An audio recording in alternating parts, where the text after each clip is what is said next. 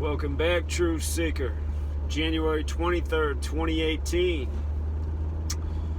It's been a while since I did one of those 10 questions videos.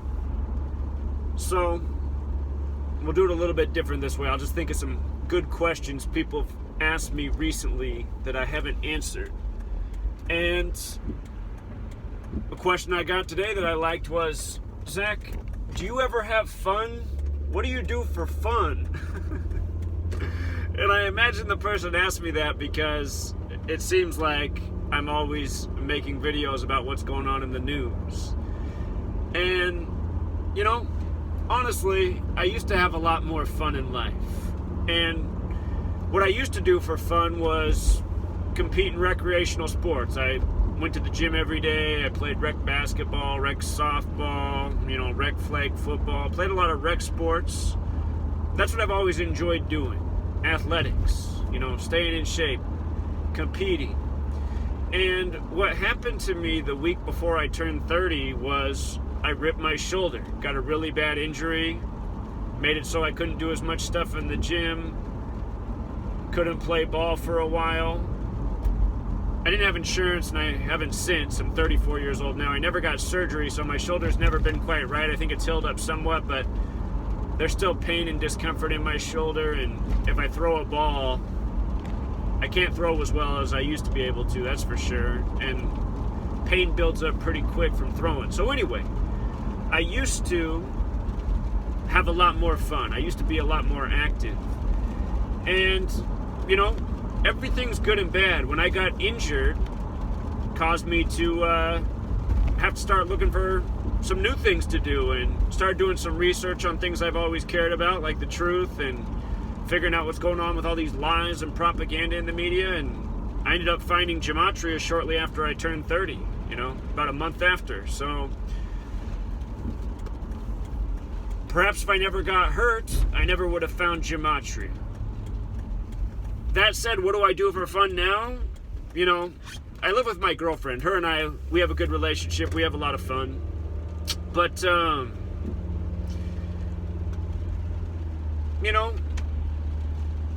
honestly, I don't get out as much as I should, and I don't do as many fun things as I should. I'm mostly just motivated to continue with this work and make this work get somewhere where it matters and has a bigger difference than it's already had. And at the same time, doing this work, I wouldn't say it's fun, but it satisfies me, it fulfills me, because it's always been a major goal of mine to cause change in this world. I've been disgusted with this world since I was a young one, and I feel like this research has the power to make things actually change. It's gonna have to get on a bigger stage and in front of more people's eyes before that happens, but doing this, it has meaning to me. So maybe not fun, but it fulfills the spot where normally fun would be. It's like the replacement for fun. Doing something with meaning, doing something with purpose. So, I think that answers that question, Fun, being active has always been my fun thing. I can enjoy a movie like someone, but I'd rather go out and do something than sit in front of the television screen and watch somebody else do something. So, anyway, that's the part about fun. Other people always ask, well, how did you even figure out Gematria? And I know I've answered this before, but I get asked this all the time, so I might as well answer it again. So you have to understand, from September 11, 2001, I was 18 years old. From that day on, I was always looking for what was going on in the world. It was obvious to me that there was something with numbers and propaganda. 911, September 11th, national emergency. We got the 911 emergency dialing code. I just knew something was up. And in addition to that, just looking at the news, I noticed certain numbers would always come up, especially 47. I could literally watch CNN and they would have a story about 47 people found dead or 47 people dead in a terrorist attack, and then flip over to another news station and they're talking about 47 pounds of marijuana recovered in a drug bust. And, you know, I was just like, what's up with 47? I could flip over to ESPN, they'd be talking about some stat, 47 of this. Thinking, okay, what's going on? I just keep flipping the station, it's 47. I open the newspaper, it's 47. What's up with 47? And so I was always looking for this meaning to numbers. Like, what's up with numbers? Is there something to numbers I don't know about? You know, all I ever learned about numbers in school was they were for counting, they were for doing math, for future planning, finances, you know, counting calories. What else are numbers for? And it took a long time to find the answer to that. And I cannot tell you exactly what I was doing in the specific moment, but I know I was on the web, and I was just looking, I was searching things having to do with numbers, and then this word Gematria popped up. I said, oh, what's that? Never heard of that word. And I read about it, and I said, that's interesting. Letters and numbers and words with matching values having relationships. So I learned, then I want to know more about Gematria in the English language, and I found this website that had 2 ciphers. And I'm pretty sure this website didn't credit to Manly P. Hall, but I'd bet anything that they got the information from Manly P. Hall, because in his book, The Secret Teachings of All Ages, he shares the 2 ciphers that I began with, using the alphabetic order. A is 1, B is 2, C is 3, up to Z is 26, and then reduction Gematria, which is you make each letter a single digit. So J's the 10th letter. Instead of J being worth 10, it's 1 plus 0 is 1. K is the 11th letter, 1 plus 1 is 2. Z is the 26th letter, 2 plus 6 is 8. So I read on this website there were these 2 ciphers, and I thought, well, how can I start performing some meaningful experiments, if you will, to see if Gematria has any relevance in English? And I thought, I'll decode the 50 states. I'll decode the names of all 50 states and see if there's any sort of pattern that pops out. Because I've always wondered where the state names came from. Some of the state names are really bizarre, and, you know, where'd they come up with these names from? So I decoded all 50 states, and I noticed that in the reduction format, there were only 3 that summed to 33. And they were the first state, Delaware, the 6th state, Massachusetts, and the 50th and final state, New York. 33 states. First and last, and the 6th. And the numerology of 33 is 3 plus 3 equals 6.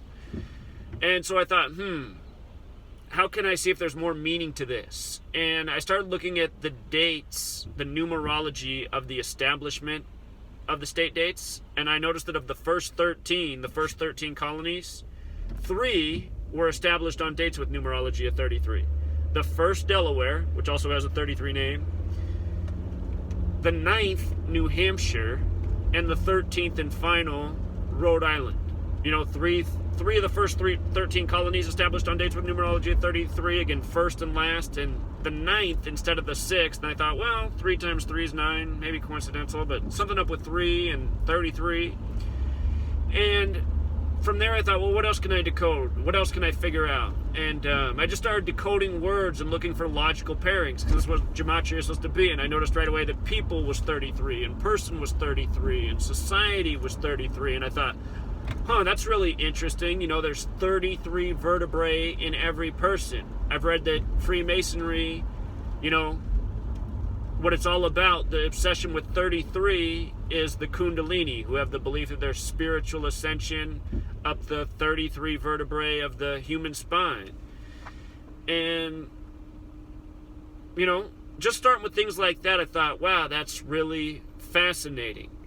And then reading more about Gematria and learning it was biblical, I just thought, well, what about Jesus? I mean, if it's biblical, Jesus, where did the name Jesus come from? And so I decoded Jesus, and then I decoded cross, and then I decoded gospel and Messiah and parables. And I noticed they all sum to the same value. They all sum to 74.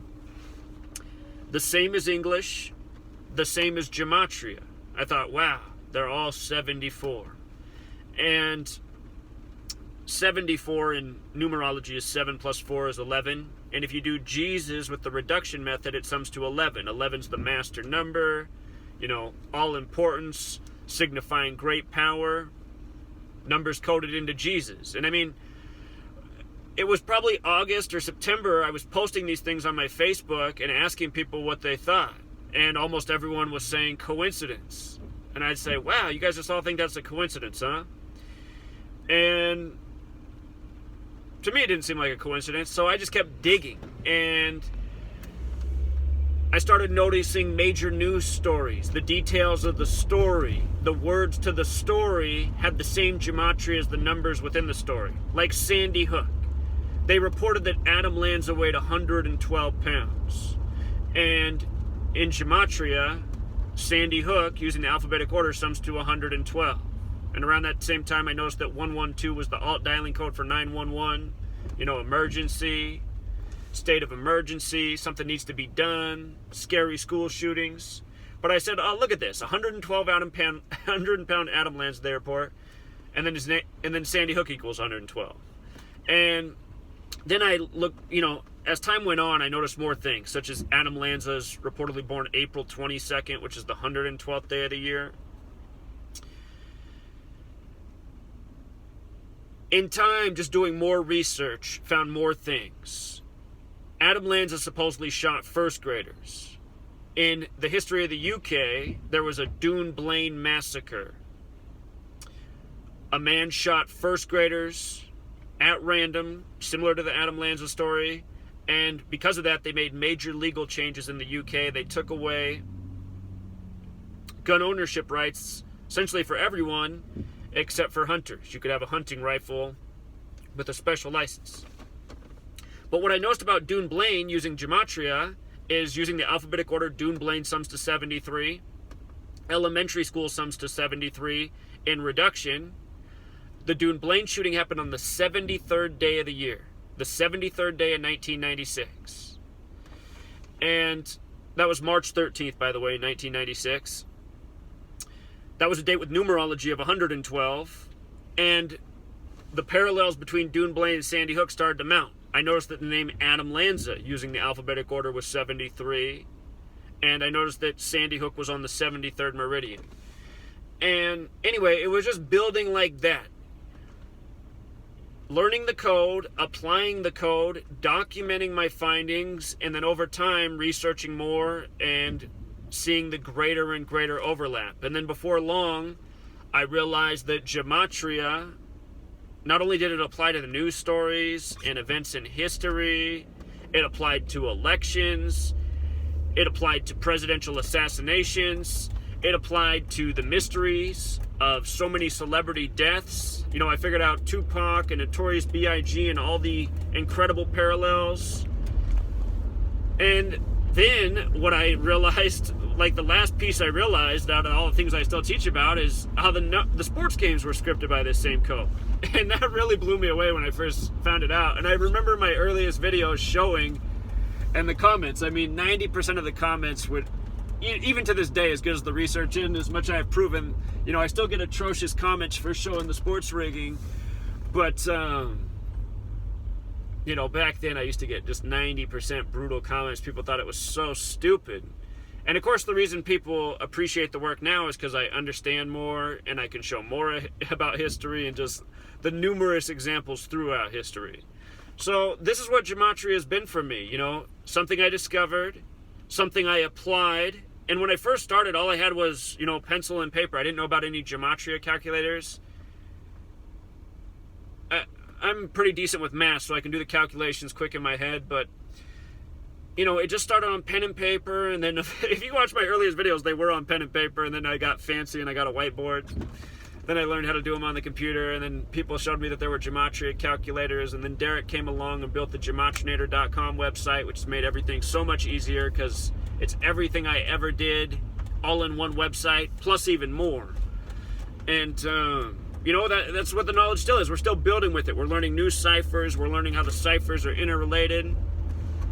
The trouble with that is when I first started and I had 2 ciphers, a lot of people would say, well, maybe if it was just 1 cipher, then I could support, but these 2 ciphers I'm not so sure about. And now we have multiple ciphers, but the thing is, you know, even with just the 2 ciphers, you can prove a lot, as I once did. And if you actually take the time to study Gematria and pay attention to the topic, you can begin to appreciate just how deeply coded the English language is and how well thought out these ciphers are, the way they all intertwine. You know, as I often show on my channel. So anyway, what do I do for fun? How did I discover Gematria? The third question is, you know, that I always get, even though I've told about it before, is how do I support myself? And, well, I can't answer that one, but I'm doing what I got to do to support myself right now. Whenever I'm driving around, it's normally because somebody called me. So I used to be an elementary school teacher, you know. I'd rather be doing that, but when you're an elementary school teacher, you don't have a life, you don't have any time if you do your job right. You're working with your students before school, after school, during school. You're planning, you're grading papers. Used to be a teacher, and, you know, I had no free time then, so. If I want to do this, if I want to get the word out, you know, there's certain things I have to do in my life to make sure I can stay afloat and, you know, still have time to speak out. And since 2013, that's the other thing. You know, I just been fed up with all the lies and the nonsense and seeing what's really going on in this nation, and no justice for September 11th, and constant fear-mongering and propaganda, and a crumbling education system that's bankrupt. And, you know, I'm just in protest mode. So I do what I gotta do to survive and protest. And once this book comes out, I'm hoping, instead of doing what I do now, I can, you know, travel and speak out, inform people, teach people, spread the knowledge, and, you know, make something bigger happen. We gotta overthrow the tyranny. The tyranny makes this world more negative for everyone than it needs to be. All right, truth seeker, I'm at my destination.